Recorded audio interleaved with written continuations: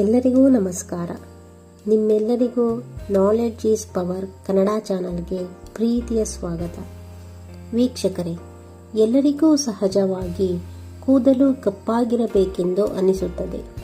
ಕಪ್ಪಾದ ಕೂದಲು ನಮ್ಮ ಸೌಂದರ್ಯವನ್ನು ಮತ್ತಷ್ಟು ಹೆಚ್ಚಿಸುತ್ತದೆ.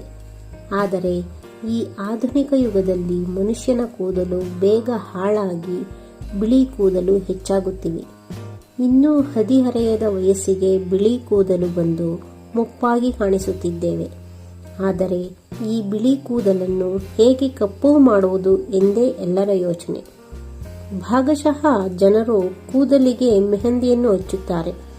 ಆದರೆ ಅದನ್ನು ಯಾವ ರೀತಿ ಹಚ್ಚುವುದೆಂದು ಅನೇಕರಿಗೆ ತಿಳಿದಿಲ್ಲ.